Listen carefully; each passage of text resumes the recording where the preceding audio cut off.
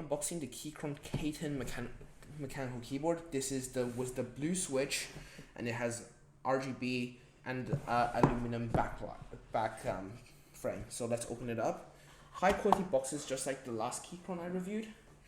It has high quality packing foam, which is very important if you're going to ship something like this.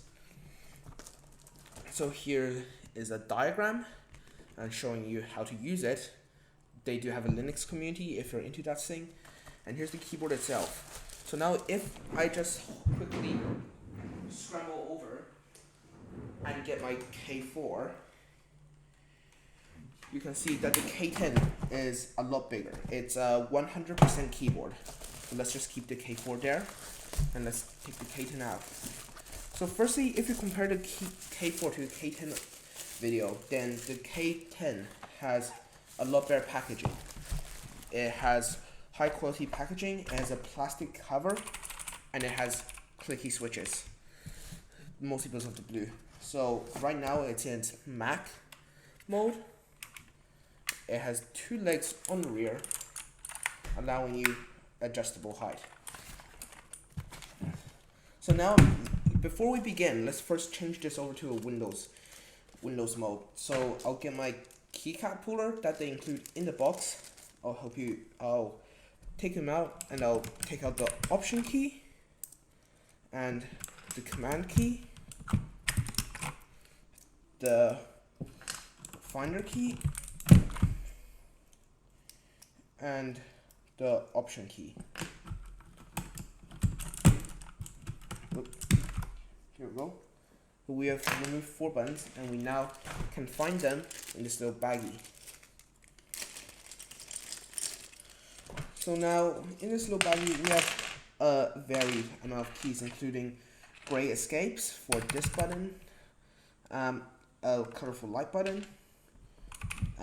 We also have Windows button, so that would go, if I reference my Keychron, go right here. And Alt key, which if I reference it again, goes right here. And another Alt key, which goes right here. And that Option key should stay, actually. Okay, so now we just chuck the remaining keys in the back. I'll probably also change out the escape to a stealthy escape, mostly because it looks a bit better.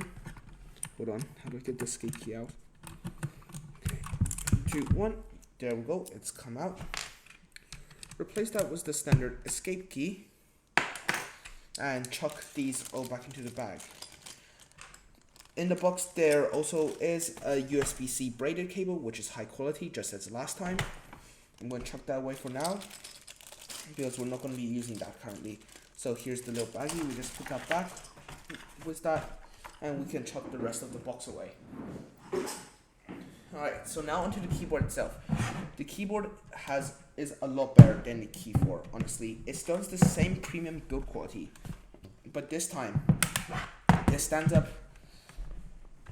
actually a bit lower, but it feels a bit better. So now let's just go and reach for the USB-C cable and plug it in right here. That should get it start charging. And if I switch over the switches from macOS to Windows mode and turn this on, it should boot right up. Actually, it may need. Are you no, you're not charging. Okay, I'm gonna need to fix that. All right. So I'll quickly cut for now, and I'll fix the charging issues later. Alright guys, so I'm back, we've got it working again. So now also let's turn on the K4. Hello K4. Stay with me K4. Yeah, the K4's let's just get in the same RGB mode and compare the RGB things. So just like the K4, the K10 also has a varied amount of RGB settings, which include rainbow vomit and other things. So let's just switch it back into a mode. So now if I turn up the brightness, both of these are on max brightness, so you can see that the K4 is a bit dimmer than the K10's a bit dimmer than the K4, but that's honestly fine because you don't need it to be that bright anyways. So the main difference between K10 and K4 is that the K4 is a 96% compact keyboard, while the K10 is a 100% keyboard. That's pretty much it. So now let me chuck the K4 away and keep on talking about the K10.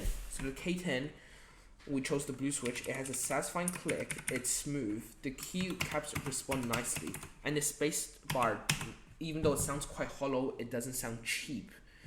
The build quality is extraordinary as always, although this is a bit longer, so there is a bit more flex. You have an aluminium rim around the outside, which means you probably won't want to drop it, and the top is plastic, which is meh. The keycaps are high quality as always.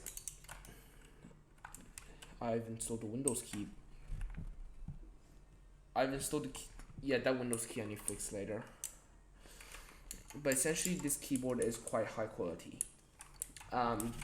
That's pretty much all I have to say. It's quite standard for typing layout. It types quite well, and it's good for bursty typing. So that's it for this video. Thanks for watching. Subscribe, like, and share. Thank you.